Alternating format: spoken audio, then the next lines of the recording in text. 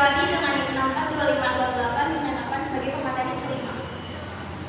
Berikut penjelasan materi yang akan kami sampaikan. Selamat menyaksikan. Pertama-tama kita masuk ke latar belakang.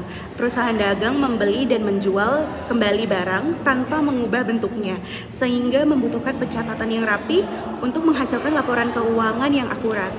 Berbeda dari perusahaan jasa, perusahaan dagang itu memiliki transaksi khusus seperti pembelian, penjualan, persediaan, retur, potongan, dan hitungan HPP yang membuat penyusunan laporan keuangan menjadi lebih kompleks. Nah, pemahaman yang baik tentang akuntansi dagang penting agar perusahaan dapat mengambil keputusan yang tepat. Terdapat 4 rumusan masalah pada pembahasan kami hari ini. Yang pertama, ada apa yang dimaksud dengan akuntansi dagang dan apa konsep laporan keuangan pada akuntansi dagang. Yang kedua, apa saja komponen utama laporan keuangan pada perusahaan dagang. Yang ketiga, apa saja ciri-ciri laporan keuangan yang disusun oleh perusahaan dagang. Dan yang keempat adalah bagaimana proses penyusunan laporan keuangan pada perusahaan dagang. Selanjutnya ada tujuan dan manfaat penulisan. Yang pertama, untuk menjelaskan tentang akuntansi dagang dan konsep laporan keuangan pada perusahaan dagang. Yang kedua, untuk mengidentifikasi dan memahami konsep utama transaksi yang terjadi pada perusahaan dagang. Yang ketiga, untuk mengetahui dan menjelaskan jenis-jenis laporan keuangan pada perusahaan dagang. 4. Untuk memahami tahapan atau proses penyusunan laporan keuangan secara sistematis pada perusahaan dagang. Yang kelima, untuk memberikan pemahaman mengenai konsep akuntansi dagang dan kegiatan operasional perusahaan dagang. Yang keenam, untuk menambah wawasan mengenai jenis transaksi seperti persediaan dan HPP yang mempengaruhi penyusunan laporan keuangan. Ketujuh, untuk menjadi referensi berbagai pihak yang ingin mempelajari proses penyusunan laporan keuangan pada perusahaan dagang. Dan yang terakhir adalah untuk membantu memahami pentingnya laporan keuangan sebagai alat evaluasi kinerja dan dasar pengambilan keputusan pada perusahaan dagang. Baik, di sini saya akan mulai menjelaskan dari pengertian akuntansi dagang. Akuntansi dagang adalah proses pencatatan dan pelaporan transaksi keuangan yang digunakan oleh perusahaan untuk membeli barang yang akan dijual kembali. Selanjutnya ada konsep laporan keuangan pada akuntansi dagang. Laporan keuangan pada akuntansi dagang menggambarkan bagaimana perusahaan mengelola persediaan, harga pokok penjualan atau HPP, pendapatan penjualan, dan beban operasional, sehingga dapat mengetahui laba atau rugi yang diperolehnya. Berikutnya ada komponen utama laporan keuangan pada akuntansi dagang. Yang pertama ada laporan laba rugi, yang kedua ada laporan perubahan ekuitas, yang ketiga ada laporan posisi keuangan atau neraca, yang keempat ada laporan beban pokok penjualan, dan yang kelima ada laporan arus kas. Di sini saya akan menyebutkan ciri-ciri laporan keuangan pada perusahaan dagang. Yang pertama, adanya persediaan barang dagang. Persediaan merupakan unsur utama dalam aset lancar dan menjadi dasar perhitungan harga pokok penjualan atau HPP. Yang kedua, memiliki komponen harga pokok penjualan atau HPP. HPP adalah biaya yang dikeluarkan untuk mendapatkan barang yang dijual. Yang ketiga, adanya laba kotor atau gross profit. Yang keempat, terdapat akun penjualan dan pembelian. Yang kelima, beban angkut pembelian atau freight in. Yang keenam, struktur laporan laba rugi lebih kompleks. Yang ketujuh, pencatatan transaksi lebih banyak dan variatif. Selanjutnya ada proses penyusunan laporan keuangan pada perusahaan dagang. Yang pertama, identifikasi dan pencatatan transaksi. Nah, ini akan masuk ke jurnal umum. Kedua, posting ke buku besar. Yang ketiga, menyusun neraca saldo atau trial balance. Yang keempat, penyesuaian atau adjusting entries. Yang kelima, menyusun kertas kerja atau worksheet. Yang keenam, menyusun laporan keuangan. Baik, selanjutnya saya akan menjelaskan terkait studi kasus CV janji manis. Jenis usaha yaitu perusahaan dagang kebutuhan rumah tangga. Berikut adalah daftar transaksi CV janji manis periode April 2025. Tanggal 1 April 2025, pemilik menyetor modal tunai sebesar 80 juta rupiah. Tanggal 3 April 2025, membeli persediaan tunai sebesar 20 juta rupiah. Tanggal 5 April 2025, membeli persediaan secara kredit sebesar 15 juta rupiah. Tanggal 7 April 2025, menjual barang dagang tunai sebesar 25 juta rupiah dengan HPP 14 juta rupiah. Tanggal 10 April 2025, menjual barang dagang kredit sebesar 18 juta rupiah dengan HPP 10 juta rupiah. Tanggal 12 April 2025, membayar utang dagang sebesar 5 juta rupiah. Tanggal 15 April 2025, menerima piutang dari CV Cinta Abadi sebesar 8 juta rupiah. Tanggal 20 April 2025, membayar beban listrik sebesar 1.200.000 rupiah. Tanggal 22 April 2025, membayar gaji karyawan sebesar 4.500.000 rupiah. Tanggal 28 April 2025, pemilik mengambil uang pribadi atau PRIV sebesar 2 juta rupiah. Yang pertama adalah jurnal umum. Jurnal umum CV Janji Manis bulan April 2025. Tanggal 1 April 2025, terdapat akun kas dan akun modal. Akun kas masuk ke debit sebesar 80 juta rupiah. Akun modal masuk ke kredit sebesar 80 juta rupiah. Tanggal 3 April terdapat akun persediaan dan akun kas. Akun persediaan masuk ke debit sebesar 20 juta rupiah. Akun kas masuk ke kredit sebesar 20 juta rupiah. Tanggal 5 April 2025, terdapat akun persediaan dan akun utang dagang. Akun persediaan masuk ke debit sebesar 15 juta rupiah. Akun utang dagang masuk ke kredit sebesar 15 juta rupiah. Tanggal 7 April 2025, terdapat akun kas, akun penjualan. Akun kas masuk ke debit sebesar 25 juta rupiah. Akun penjualan masuk ke kredit sebesar 25 juta rupiah. Tanggal 7 April 2025, terdapat akun HPP dan persediaan. Akun HPP masuk ke debit sebesar 14 juta rupiah. Akun persediaan masuk ke kredit sebesar 14 juta rupiah. Tanggal 10 April 2025, terdapat akun piutang usaha, akun penjualan. Akun piutang usaha masuk ke debit sebesar 18 juta rupiah. Akun penjualan masuk ke kredit sebesar 18 juta rupiah. Tanggal 10 April 2025, terdapat akun HPP dan akun persediaan. HPP masuk ke debit sebesar 10 juta rupiah. Akun persediaan masuk ke kredit sebesar 10 juta rupiah. Tanggal 12 April 2025, terdapat akun utang dagang dan akun kas. Utang dagang masuk ke debit sebesar 5 juta rupiah. Akun kas masuk ke kredit sebesar 5 juta rupiah. Tanggal 15 April 2025, terdapat akun kas dan akun piutang usaha. Akun kas masuk ke debit sebesar 8 juta rupiah. Akun piutang usaha masuk ke kredit sebesar 8 juta rupiah. Tanggal 20 April 2025, terdapat akun beban listrik dan kas. Akun beban listrik masuk ke debit sebesar 1.200.000 rupiah. Akun kas masuk ke kredit sebesar 1.200.000 rupiah. Tanggal 22 April 2025, terdapat akun beban gaji dan akun kas. Akun beban gaji masuk ke debit sebesar 4.500.000 rupiah. Akun kas masuk ke kredit 4.500.000 rupiah. Tanggal 28 April 2025, terdapat akun price dan kas.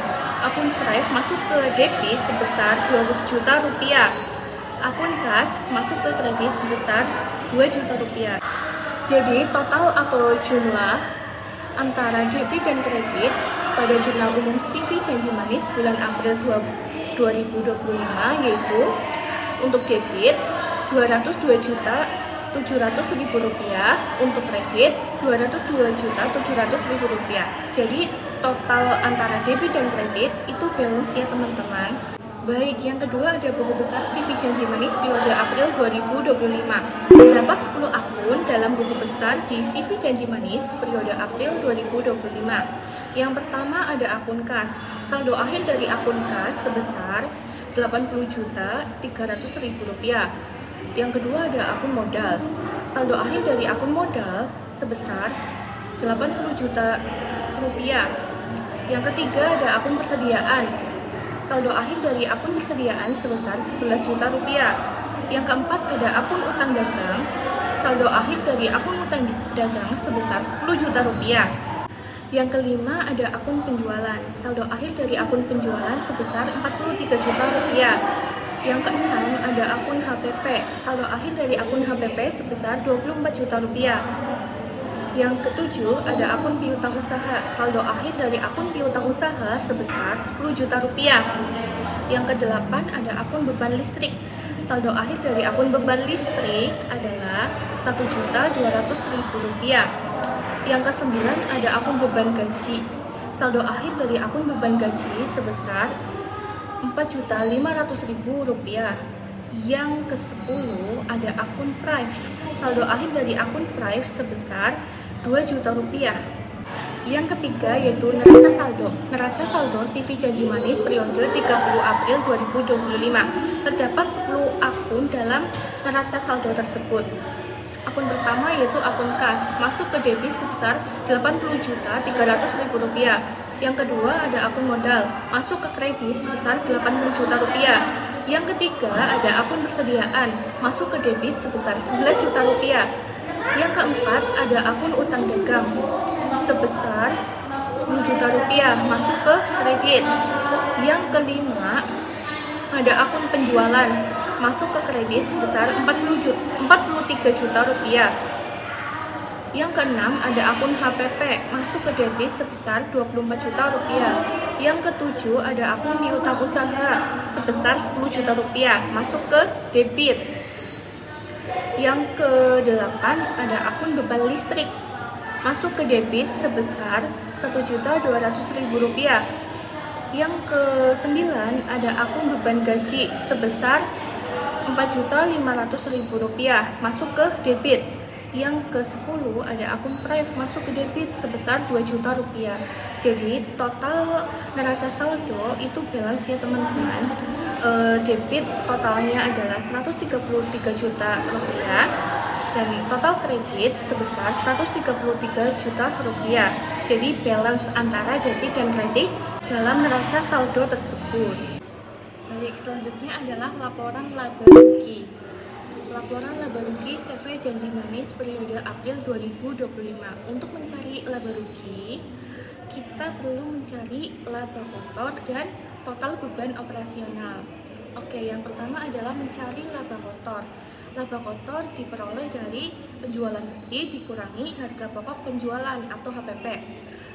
Di situ dijelaskan penjualan bersih itu sebesar 43 juta rupiah dan harga pokok penjualan atau HPP yaitu sebesar 24 juta rupiah. Berarti penjualan bersih dikurangi HPP sama dengan 43 juta rupiah dikurangi 24 juta rupiah sama dengan 19 juta rupiah. Selanjutnya adalah mencari beban operasional. Beban operasional diperoleh dari beban gaji ditambah beban listrik. Berarti beban gaji di situ disebutkan sebesar 4.500.000 rupiah dan beban listrik di situ disebutkan sebesar 1.200.000 rupiah. Total beban operasional adalah 5.700.000 rupiah. Nah, selanjutnya adalah mencari laba bersih. Untuk mencari laba bersih, kita perlu mengurangi laba kotor dengan total beban operasional. Laba kotor sebesar 19 juta rupiah dikurangi total beban operasional yaitu 5.700.000 rupiah. Nah, laba bersihnya adalah 13.300.000 rupiah. Baik, di sini saya akan menjelaskan tentang laporan perubahan ekuitas pada CV Janji Manis periode April 2025. Di laporan perubahan ekuitas terdapat modal awal yang berjumlah 80 juta rupiah, laba bersih yang berjumlah 13.300.000 rupiah, Prive yang berjumlah 2 juta rupiah, serta modal akhirnya. Untuk mencari modal akhir yaitu modal awal ditambah laba bersih dikurang Prive, yaitu 80 juta rupiah ditambah 13.300.000 rupiah dikurang 2 juta rupiah. Hasilnya adalah 91.300 rupiah. Maka modal akhirnya adalah 90.300 rupiah. Saya akan menjelaskan laporan posisi keuangan. Di laporan posisi keuangan itu terdapat aset serta liabilitas dan ekuitas. Di dalam aset itu terdapat kas 80.300.000 rupiah, piutang usaha 10 juta rupiah, persediaan 11 juta rupiah. Maka total asetnya adalah 101.300.000 rupiah. Lalu liabilitas dan ekuitas. Di liabilitas itu terdapat utang dagang 10 juta rupiah, maka total liabilitasnya adalah 10 juta rupiah. Ekuitasnya itu terdapat modal akhir yang berjumlah 91.300.000 rupiah, maka total ekuitasnya adalah 91.300.000 rupiah. Total liabilitas ditambah total ekuitas yaitu 101.300.000 rupiah. Lalu selanjutnya adalah laporan beban pokok penjualan CV Janji Manis. Di dalam laporan beban pokok penjualan terdapat persediaan awal yang berjumlah 0 rupiah, pembelian berjumlah 35 juta rupiah, persediaan untuk dijual itu 35 juta rupiah, dikurang persediaan akhir 11 juta rupiah, maka beban pokok penjualan atau BPP-nya adalah 24 juta rupiah. Lalu selanjutnya adalah laporan arus kas. Laporan arus kas dibagi menjadi dua, yaitu arus kas dari aktivitas operasi dan arus kas dari aktivitas pendanaan. Arus kas dari aktivitas operasi itu terdapat penerimaan kas dari pelanggan yang berjumlah 33 juta rupiah, dikurang pembayaran pembelian persediaan yaitu 20 juta rupiah, dikurang pembayaran utang dagang yaitu 5 juta rupiah, dikurang pembayaran listrik itu 1.200.000 rupiah, dikurang pembayaran beban gaji itu 4.500.000 rupiah, maka arus kas bersih dari operasi itu 2.300.000 rupiah. Selanjutnya adalah arus kas dari aktivitas pendanaan. Arus kas dari aktivitas pendanaan itu terdapat setoran modal pemilik yang berjumlah 80 juta rupiah, dikurang presinya 2 juta rupiah, maka hasil arus kas bersih dari pendanaan adalah 78 juta rupiah. Kesimpulan yang dapat kita ambil dari materi akuntansi pada laporan keuangan, akuntansi adalah proses penting bagi perusahaan yang melakukan jual beli barang, tidak seperti perusahaan jasa. Perusahaan dagang memiliki unsur khusus seperti persediaan, retur, potongan harga, dan perhitungan HPP yang harus dicatat dengan rapi agar laporan keuangan akurat. Laporan keuangan yang dihasilkan seperti laporan laba rugi, perubahan ekuitas, neraca, arus kas, dan beban pokok penjualan memberikan gambaran lengkap tentang kinerja perusahaan. Penyusunannya melalui tahap siklus akuntansi, mulai dari pencatatan transaksi hingga pembuatan laporan akhir. Melalui studi kasus CV Janji Manis, terlihat bahwa transaksi bulanan dapat diolah menjadi laporan keuangan yang jelas dan terukur. Hal ini menunjukkan bahwa akuntansi dagang sangat penting untuk menilai kinerja usaha dan merencanakan strategi yang lebih efektif. Ada 4 saran yang dapat kita ambil dari materi akuntansi dagang pada laporan keuangan. Yang pertama, bagi mahasiswa diharapkan untuk terus mempelajari tentang penyusunan jurnal, buku besar, dan laporan keuangan agar memahami siklus akuntansi dagang dengan baik. Yang kedua, bagi perusahaan dagang diharapkan untuk melakukan pencatatan transaksi secara akurat, teliti, tepat, dan konsisten dalam perusahaan agar proses penyusunan laporan keuangan dapat berjalan dengan efektif dan efisien. Yang ketiga, bagi pembaca diharapkan mempelajari konsep dasar akuntansi dagang secara bertahap serta menggunakan studi kasus sebagai referensi untuk memperdalam pemahaman.